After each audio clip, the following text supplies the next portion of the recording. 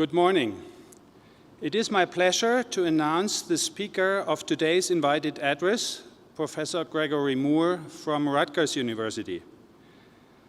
Since one of the themes of his talk will be the relation between mathematics and physics, it is worth mentioning that Professor Moore is a recipient of both the Denny Heinemann Prize for Mathematical Physics by the American Physical Society and the Leonard Eisenbart Prize for Mathematics and Physics from the American Mathematical Society. Thank you.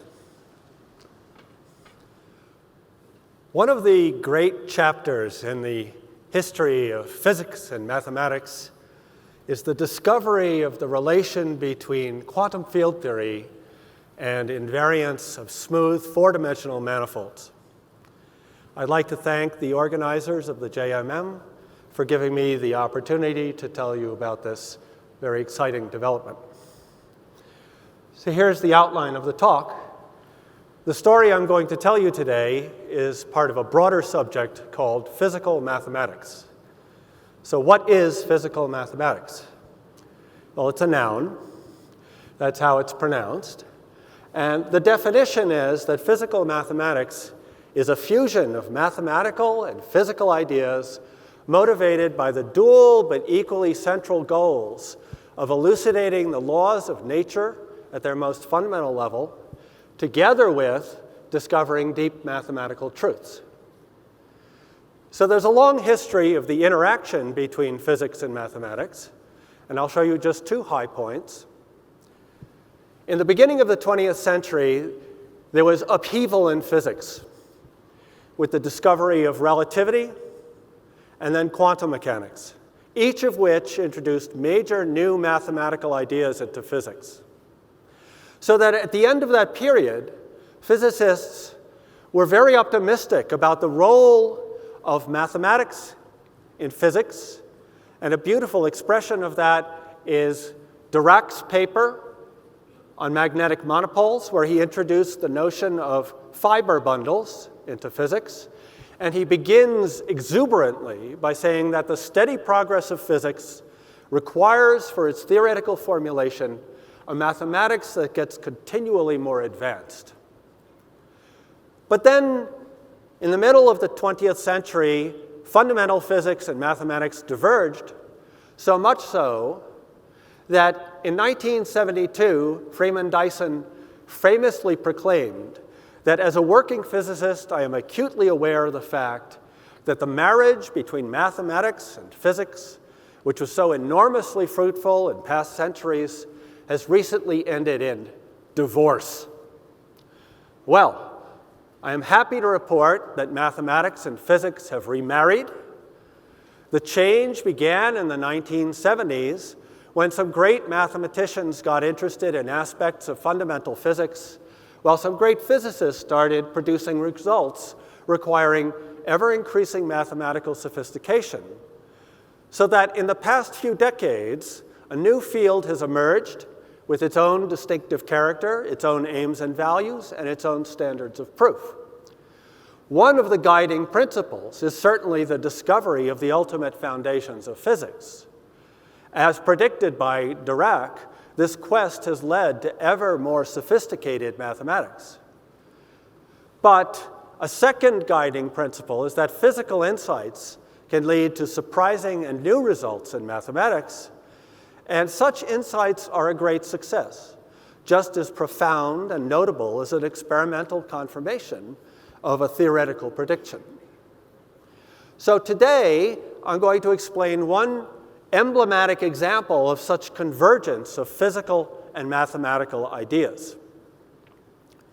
So what are the math and physics problems? Well, on the math side, we'll talk about four-dimensional differential topology. So X will be a four-dimensional, compact, oriented, simply connected, smooth manifold without boundary. In stark contrast to the situation in two dimensions, we do not know anything even close to a complete topological invariant. What we do know is that the world of such four manifolds is really wild. So that leading experts in this field write papers with titles like the one you can see here. The physics side starts with the nuclear force. So here's the iconic picture of an atom. And if you look at it, you'll notice there's an important problem. Protons have positive electric charge, and positive electric charges repel. Now, there are many things about this picture of the atom that are inaccurate. One of them is the scale. If you actually scaled up an atom to the size on this screen, the nucleus would be the size of a bacterium. So it's really cozy in there. The nuclear distance scale is 10 to the minus 15 meters. But the electrical repulsion between protons goes like 1 over r squared. So that produces an acceleration, well, just for comparison, on the fastest roller coaster ride you'll take, you can briefly experience 6 g factors of acceleration. Jet fighters can briefly withstand 9 g factors of acceleration. Those poor protons are being subjected to 10 to the 28th g factors of acceleration. Why is the nucleus stable? Because there's another force overwhelming the electrical repulsion, and it's aptly called the strong force. It's been studied with particle accelerators up to the present day, for example, at the Large Hadron Collider at CERN. Now, rather amazingly, this strong force has a mathematical formulation in terms of YangMills theory. To formulate YangMills theory, we choose a compact finite-dimensional Lie group. It has a Lie algebra, Gothic G, equipped with an invariant bilinear form, and we let curly A denote the space of connections, all connections on all principal G bundles over X. And A mod G are connections up to isomorphism, or connections modulo gauge equivalence. Now, given a connection on a principal G bundle P over X and a Riemannian metric on X, you can form the YangMills action. So F is the two-form of the curvature, it's two-form curvature of the connection. Star is the Hodge star. It maps two forms to two forms, and importantly, it depends on the metric. So you can wedge these two forms together and get a four-form and integrate it over the four-manifold X, and you get a function of connections which descends to A mod G. Now, formally, there exists a natural translation invariant measure on A, which pushes forward to a measure on A mod G, formally. And physicists want to believe that if you take this formal measure and weight it by e to the minus YangMills action, you get a well-defined probability measure on A mod G. And expectation values with respect to that measure are known as the path integral, the Feynman path integral of YangMills theory. Now, whether this makes sense as a rigorous mathematical object is literally a million-dollar question. But the overwhelming evidence suggests it does make mathematical sense. I'm going to assume it does and derive consequences therefrom. So in the 1970s, as physicists realized that the strong force is described by the YangMills theory, they started playing with these YangMills, these connections, and they discovered something called instantons. And that led to the discovery of new topological invariants called Donaldson Invariance. Now, you would think that the most important connections for this measure, e to the minus YangMills action, are those which minimize the action. So how do we minimize the YangMills action? Well, we uncomplete the square in this equation, and then we observe that the trace of f wedge f is invariant under continuous deformation of the connection. Properly normalized, it's an integer. It's a Chern-Weil representative of a characteristic class. So our space of connections is a disjoint decomposition into components with fixed topological invariant K. So when we try to minimize the YangMills action, well, this term here is constant.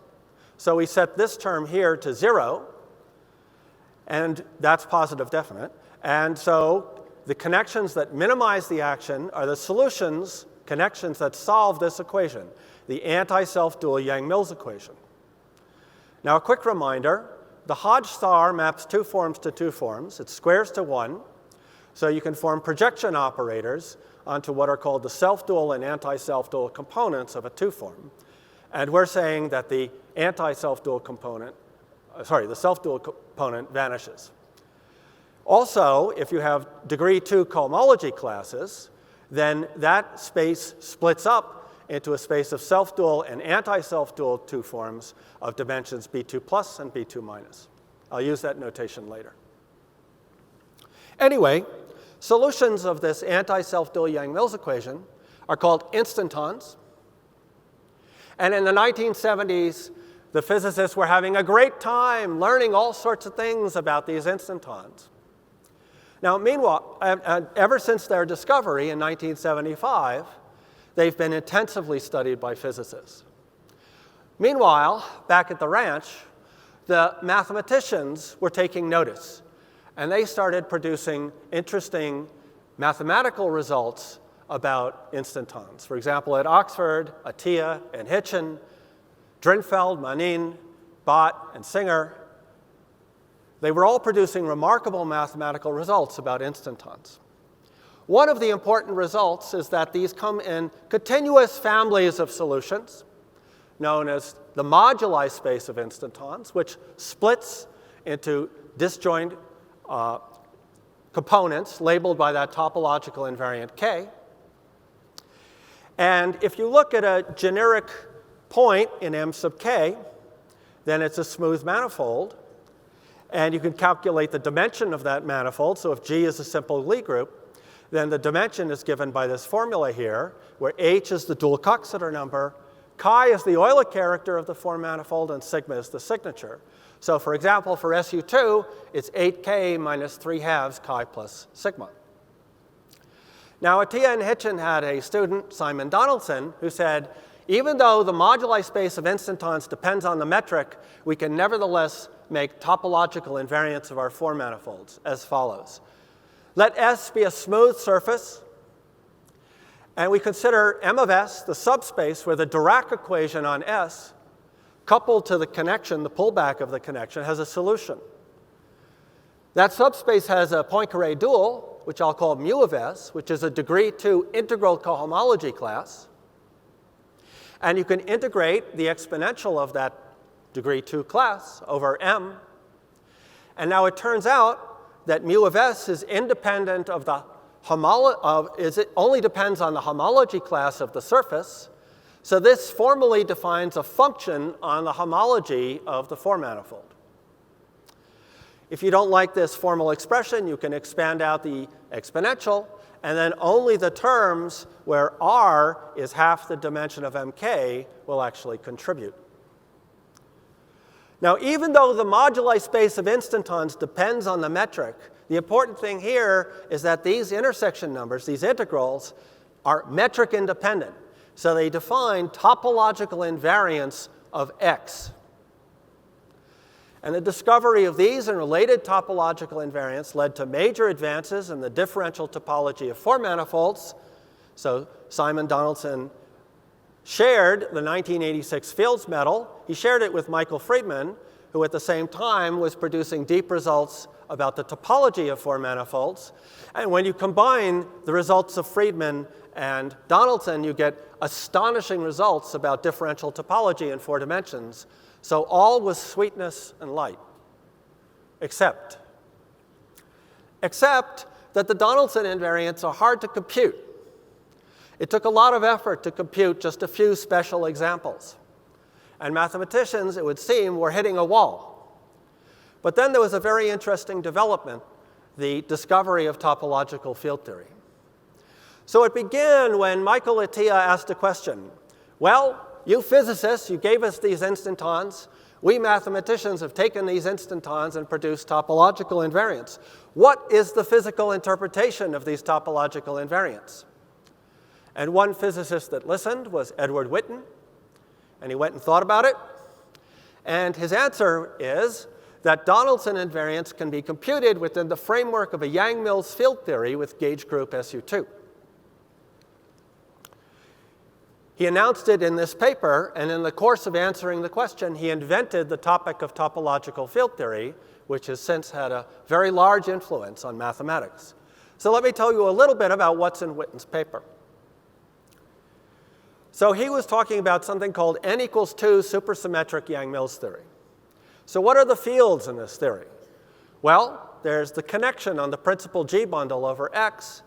And then there's a scalar field, the Higgs field, which is a section of the complexified adjoint bundle.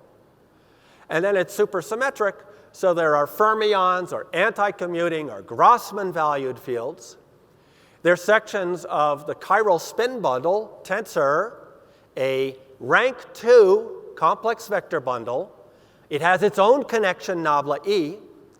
And the structure group of this rank 2 bundle E is related to an important global symmetry in super YangMills theory called R symmetry, SU2R symmetry.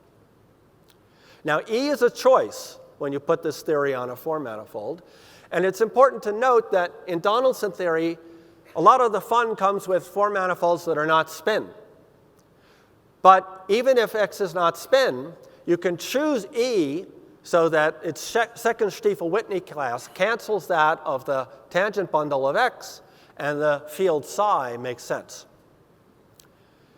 In super YangMills theory, we replace A mod G by an infinite dimensional supermanifold, curly F, fibered over A mod G. There's still formally a probability measure on that. It's weighted by the e to the minus super YangMills action, which is given by this formula plus some interaction terms. And importantly, this bundle E and its connection enters into the action. And there's an amazing thing that happens called topological twisting, which is that for a special choice of E and the connection on it, the variation of this measure here with respect to the metric on the four manifold is a total derivative, which means that if you calculate expectation values of operators that don't depend on metric, then you can hope that the expectation values are metric independent and therefore define topological invariance of your four manifold. So indeed, in Wittens theory, if S is a smooth surface in X, you can integrate the Higgs field times the two-form field strength over S plus some fermionic terms, and you get an operator which only depends on the homology class of S.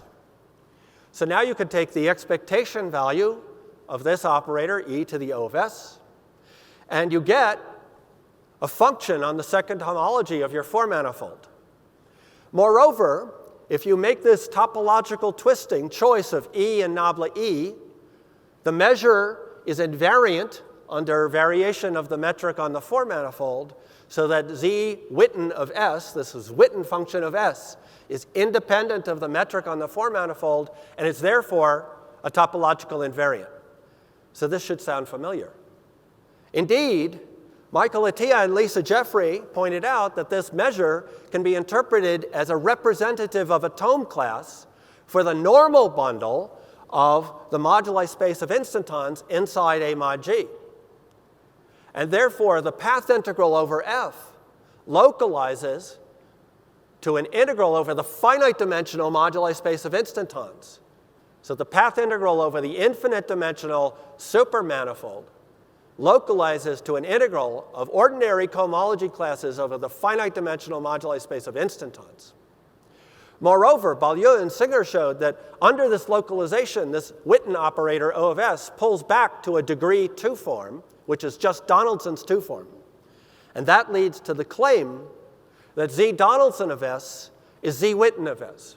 So that's Witten's interpretation of the Donaldson invariance. So all with sweetness and light. Except that Witten's telling us to use quantum field theory. Computing Donaldson invariance a la Witten is computing expectation values in a YangMills theory. Well, how hard can that be?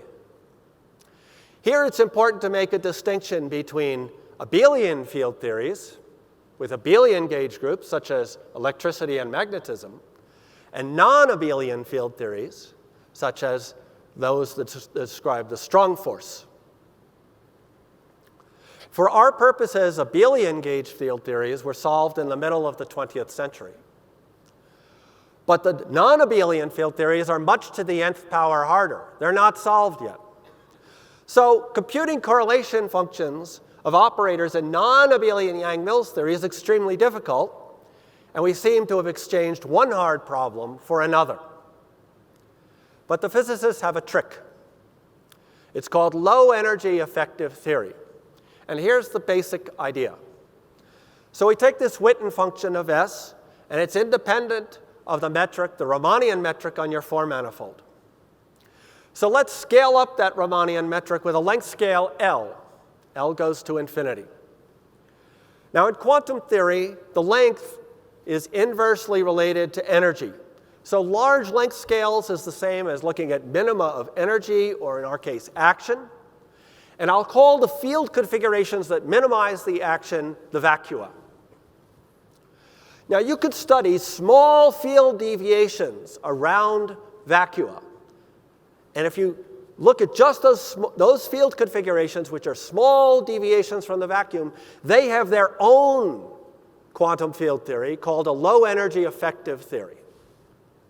So here's the idea. We ask a question, Q, of a quantum field theory with action A. We answer the question with a different quantum field theory with a different action, A, low-energy effective theory, perhaps with a totally new set of fields. But the answer to Q is the same as the answer to an analogous question in the low-energy effective theory. So let's see how that works in this case. Here again is the bosonic part of the super YangMills action. It's very fruitful to look at the theory first on the 4-manifold R4, and then return to the compact manifold X. So on R4, we have a sum of squares. We need to minimize each, put them each to 0. So the gauge field is trivial. Therefore, the Higgs field is constant. So it's just some element, phi vac, in the Lie algebra. And then to minimize the last term, phi vac has to be semi-simple, or diagonalizable, if you prefer. But the point is that any constant will do. So there's not one vacuum. There's a moduli space of vacua. Of course, we're only interested in phi vac up to gauge transformations. And for SU2, the only gauge invariant quantity is captured by the complex number, which is the trace of phi vac squared. Now, it's better in this quantum theory to talk about the expectation value of the operator, trace phi squared. And I will define that to be U. These two things are equal up to small quantum corrections. So if you want to think of trace phi vac squared, it's okay. The main point is that there's not one probability measure on this curly F. There's a continuous family of them. And for SU2, they're labeled by a point on the complex plane, which I'll call the U plane. So really, I should put a subscript U on that expectation value sign, because there's a whole family of expectation values. Now, if we're at one of these vacua, we can diagonalize phi vac. And then what are the automorphisms that preserve that diagonal form? Well, they're U1 gauge transformations. And that ultimately leads to the statement that the low-energy effective theory of small field deviations around that vacuum is an abelian gauge theory. Remember, abelian gauge theories are good. For our purposes, they're solved. What abelian gauge theory? That was figured out in a breakthrough paper by Zyberg and Witten. This low-energy effective action for expanding around the vacuum U depends, of course, on U. How? They said it can be computed by considering a holomorphic family of Riemann surfaces equipped with a meromorphic form. So for SU2, it's a holomorphic family of elliptic curves. So you can picture it this way. And the formula for that holomorphic family of elliptic curves is given here, and the meromorphic one form is here. And a lot of interesting physics is captured in the geometry of this holomorphic family of Riemann surfaces. For example, we've got this abelian gauge theory. So particles have electric and magnetic charges. Well, the electric and magnetic charges, you make a pair of numbers, electric, magnetic charge, those are vectors in a two-dimensional plane, and because of Dirac quantization, it's a lattice, and that lattice is the first homology group of the elliptic curve, a rank 2 lattice. In fact, a symplectic lattice. These abelian gauge theories enjoy a property called electromagnetic duality, which means that to write this low-energy effective theory, all you have to do is take this lattice and split it into a sum of two one-dimensional lattices. Once you get that, that's like a choice of A cycles and B cycles on the elliptic curve. Once you do that, you have a complex number, the period, which is tau of u, and then you can write the effective action this way. F here is the two-form field strength of the abelian gauge connection. Now, this Seiberg-Witten effective action is valid everywhere on the U-plane except at 2 points. And the problem is that this lattice, gamma u, has monodromy. It's a non-trivial local system. It has monodromy around the points where the discriminant of the elliptic curve vanishes. So the picture you should have is this. At a generic point u, we have a smooth elliptic curve. At 2 special points, the elliptic curve degenerates, and the tau parameter goes to 0 or infinity, and the Seiberg-Witten action is no longer valid. So the low-energy effective theory breaks down near this discriminant locus. But in the neighborhood of the discriminant locus, there's a different low-energy effective theory with new fields called monopole fields, and it will describe the physics in that area of the U-plane. And it's also an abelian gauge theory. And it has its action, A upper U sub j, which I'll say something about in a moment. Now let's return to the compact form manifold X. Because of a quantum effect called tunneling, we need to sum over all the vacua that we discovered on R4. So there are 2 kinds of vacua. There's the continuous moduli space of vacua on the U-plane, and then there are those 2 special low-energy effective theories near the discriminant loci. Each of those has their own set of vacua, and those are enumerated by solutions of the renowned Seiberg-Witten equations. So now we're ready to come back to the Donaldson-Witten function of S. That's what we want to know, the Donaldson invariance. Witten tells us it's a correlation function in a quantum field theory. Low-energy effective theory tells us it's a sum over all the vacua, which is an integral over the U-plane, and a sum over the 2 components from the discriminant loci. Now, the U-plane integral is an explicit integral over the complex plane, which we'll come back to. But first, let's finish writing down the full path integral. What are the contributions from U sub j? Well, the contributions from this theory near the discriminant locus takes the general form of a sum over the vacua. I just told you those are the solutions of the Seiberg-Witten equations. It turns out that to write the Seiberg-Witten equations, you need to choose what's called a spin-C structure, which for our purposes is lambda here. Lambda is a 2 form, and its reduction modulo 2 is the second Stiefel-Whitney class of X. So we can organize the path integral as the sum over these spin-C structures. For each spin-C structure, we count the number of solutions of the Seiberg-Witten equations. That's the famous Seiberg-Witten invariant. And each of those vacua contributes a path integral, which takes the form of a residue.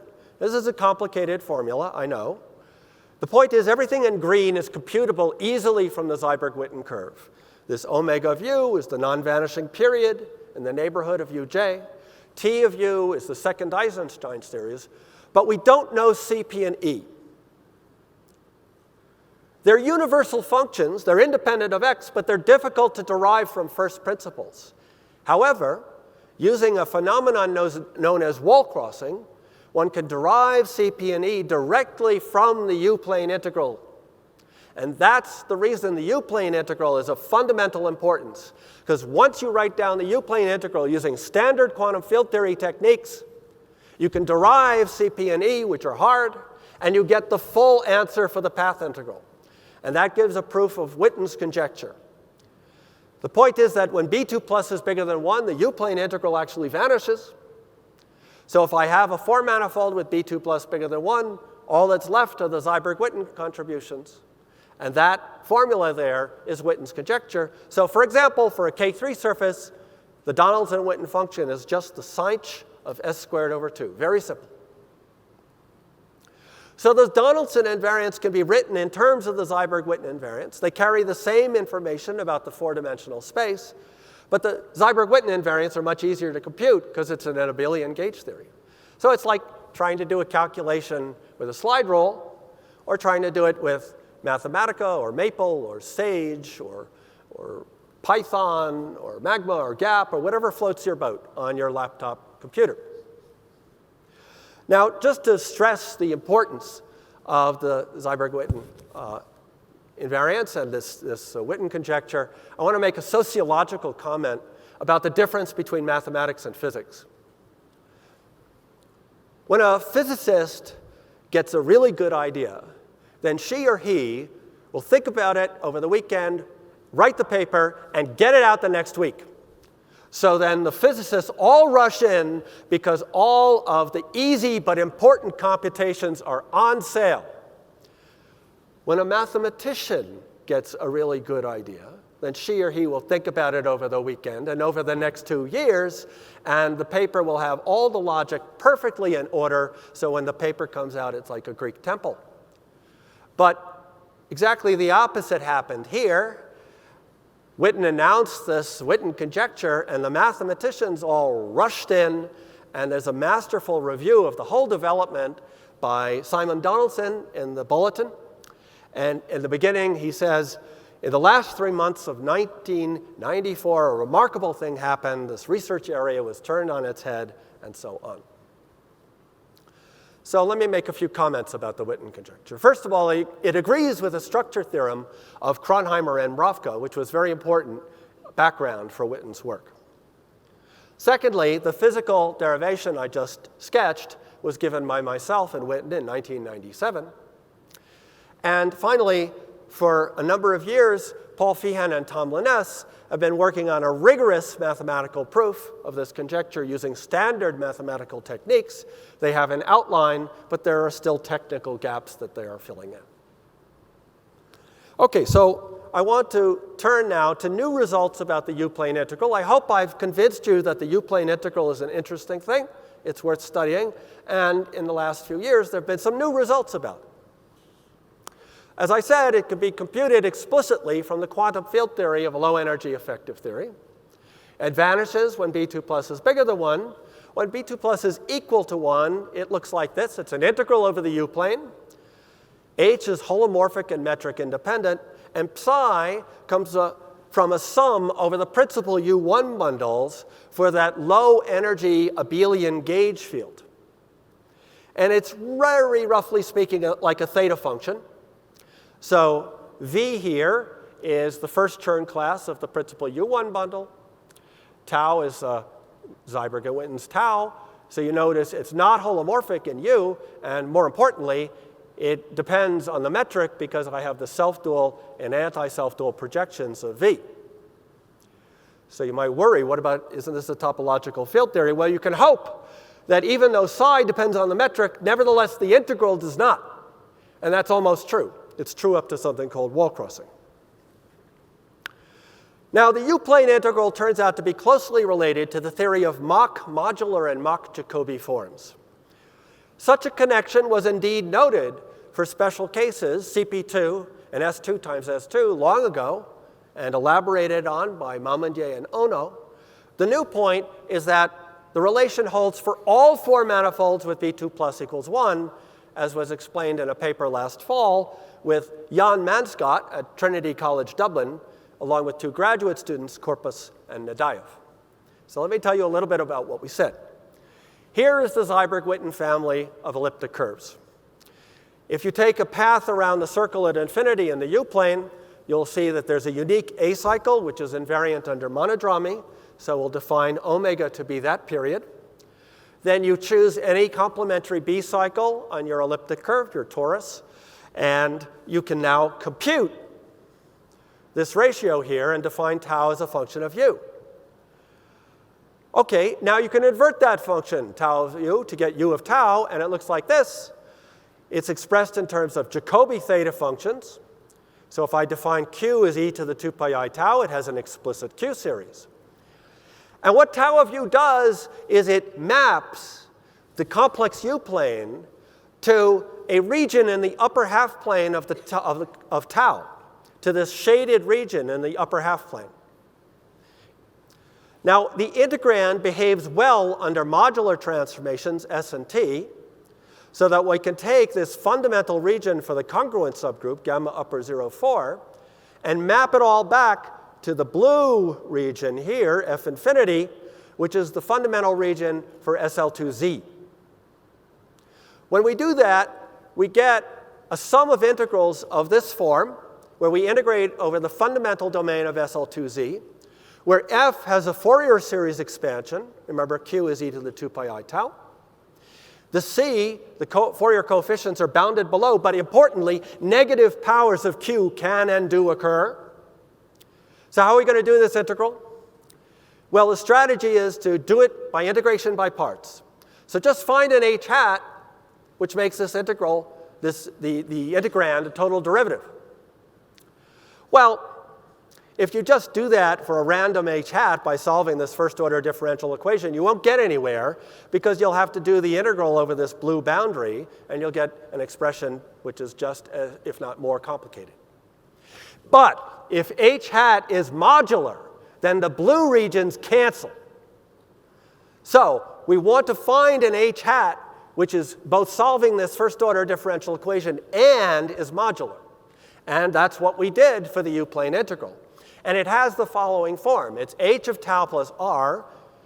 R is an explicit solution of the differential equation, which vanishes exponentially fast at m tau goes to infinity, so it doesn't contribute in the boundary at infinity. H of tau is what's known as a Mach modular form. It has a Q-series expansion, so it's invariant under tau shifts by tau plus 1. Under tau goes to minus 1 over tau. If it were a modular form, it would transform that way. But there's an extra term. But it's controlled. And h hat is invariant. So we know how to do the integral. We could do it by parts. And now the integration over the blue boundary cancels because h hat is modular. All we get is the boundary at infinity. And that's the 0th Fourier coefficient of h of tau. Now notice that that constant term in h of tau is not determined by the differential equation. So it's not a trivial thing. It is determined by modular invariance, so it's a subtle thing. Well, there's a long history of the definition and evaluation of such integrals with singular modular forms, and I'll give references at the end. So what can you do with this? Well, for one of the simplest form manifolds, CP2, here's the explicit expression. So h is something in terms of modular functions. Psi, well, it's really complicated. But we found the h hat. And the holomorphic part is this Mach Jacobi form here. So r is e to the I pi z. Z is s. That's where s is. Remember, we're calculating a function of s. It's s over omega. Omega is itself expressed in terms of Jacobi theta functions. So you can expand r is e to the I pi z in powers of z. That's powers of s. You get a Q series. You take its 0th Fourier coefficient. Presto, Donaldson series. Now, this particular case was actually known 20 years ago. But the point is that with our paper, we can do this in lots of cases which wouldn't have been so easy to do 20 years ago. So let me turn to directions for future research. Where can we go with this? Lots of ways we can go with this. We'll only have time for one and possibly two. So what about other n equals 2 quantum field theories? There are infinitely many other 4-dimensional n equals 2 supersymmetric quantum field theories. And this whole procedure of topological twisting makes sense for all of those theories. So it's a natural question, given the successful application of n equals 2 supersymmetric YangMills for pure SU2 super YangMills. What about the other ones? Well, a large class of n equals 2 theories have Lagrangians. And here, we do understand how the Lagrangian theories generalize the Donaldson invariance, at least on a formal level. So you could form the Witten function. You could find the operator O of S. You have this measure. So you have this path integral. And now it again localizes. So it localizes to an expression like this, an integral of e to the mu of s. Mu of s is a 2 form. M is a moduli space. And E is an Euler character of some bundle V over that moduli space. But now the difference is the moduli space is now the moduli space of solutions to these equations. M here, called the monopole field, is a section of W plus. W plus is a rank 2 bundle associated to a spin C structure. So in order even to write down the equations, you choose a spin C structure. V is a vector bundle associated to the principal G bundle by what's called the matter representation. And so you have this M, and you solve the Dirac equation. And then it turns out that you can combine M and M bar to make a self-dual 2 form valued in the adjoint representation. And these are called the generalized monopole equations. Indeed, for the case where the gauge group is U1, these are the Seiberg-Witten equations. So they're non-abelian generalizations of the Seiberg-Witten equations. Now, not much is known, apparently, about this moduli space in the rigorous mathematical sense. In this very special case where G is SU2 and V is the fundamental representation of SU2, that's the space of equations studied by Fien and Linnes. Nevertheless, you can take this, it should make sense, and you can look at various cases. And one very interesting case is the so-called n equals 2 star theory. So here, the V, the representation, is the complexified adjoint representation. So it's been a long-standing problem to derive a formula for the U-plane integral for this theory when x is not spin. When x is spin, we knew it 20 years ago. But it's been a thorny problem. What happens when x is not spin? The generalization is non-trivial. It involves unknown interactions in the low-energy effective theory that depend on the spin C structure. And in recent work with Jan Manscott, we've derived these interactions. And the reason it took us a while is that they violate some folk wisdom. But now we have it, and we can use it to solve problems. So we return to the problem, the puzzle, of a certain conflict between holomorphy and S-duality. Turns out the definition of the n equals 2 star theory depends on a choice of a point in the upper half plane, tau naught, not to be confused with Seiberg and Witten's tau. Another tau, tau naught. It's related to physical parameters by this equation here. And the S-duality conjecture says that physical quantities should be invariant under SL2Z transformations on tau naught. In other words, it only depends on the isomorphism class of this elliptic curve, E sub tau naught. Formal arguments say that the path integral for this n equals 2 star theory, which is now a function of S and tau naught, should be both modular in tau naught and holomorphic in tau naught. And then you have the embarrassing, inconvenient fact that if you look at the simplest form manifold, like CP2, it turns out there's no modular form of the required weight and multiplier system. Just an inconvenient fact. Well, the U-plane comes to the rescue. The resolution is that the path integral is modular, but it's not holomorphic. In fact, it turns out to be a non-holomorphic completion of a Mach modular form. So now you see it's ZU itself, the integral itself, not its integrand, which is Mach modular. Which Mach modular form depends on a spin C structure, but if we make a special case where the first Chern class squares to 9, then we can compare with Vava Witten theory. So here's the formula we found. So here's the non-holomorphic part. Here's the Mach modular form. The Fourier expansion of the Mach modular form is related to class numbers of quadratic imaginary fields. And it's directly comparable to the Vava Witten theory. So we've given a derivation of the non-holomorphic terms in the Vava Witten partition function. And a completely different argument is being explored by Atish Dabalkar, Edward Witten, and Pavel Putrov. Another infinite class of theories you can look at are the class S theories. These are theories which are derived from a six-dimensional quantum field theory by compactification on a Riemann surface. And they're interesting because they're not actually always described by an action principle. So it's new ground. Nevertheless, I want to state a conjecture. I don't have time to give you too much evidence for it, but there is some evidence, which is that for all Lagrangian and all class S theories, the four-manifold invariants that you're going to get will ultimately be written in terms of Seiberg-Witten invariants. So for pure SUN super YangMills, that was checked about 20 years ago by myself and Marcos Mourinho. And recently, with a graduate student, Yuri Nadayev, we checked it for the simplest non-Lagrangian class S theory. Now, I think I barely have time for, yes, 2 minutes? Okay.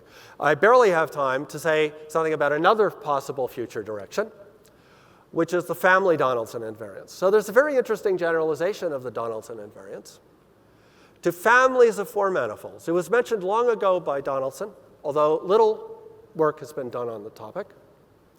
The idea here is now the Donaldson series is not just a formal series in S, but is actually a cohomology class of the classifying space of the diffeomorphism group of X.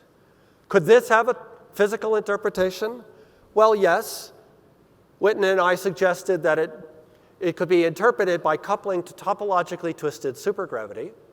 So the idea here is that we introduce a fermionic partner, psi mu nu, to the Riemannian metric G mu nu. Psi mu nu is like a cotangent vector on the space of metrics. So now the path integral is a differential form on the space of metrics. It should be closed and horizontal and it should be a closed horizontal diff-x equivariant differential form on met x. So it descends to a cohomology class on met mod diff. And conjecture B is that these are the family Donaldson invariants. Turns out to be not so trivial to couple to topologically twisted supergravity. So this is under discussion recently with Jay Cushing, Martin Rocek, and Vivek Saxena. So that's not all, folks, not by any stretch of the imagination. And here, as I promised, is the list of references for integration of singular modular forms on fundamental domains. In red, I have papers written by mathematicians. In blue, I have papers written by physicists. And this list illustrates nicely, I think, the overall theme of the talk, which is this very interesting dialogue, this back and forth we have between mathematics and physics, where one informs and inspires the other. Thanks very much for your attention.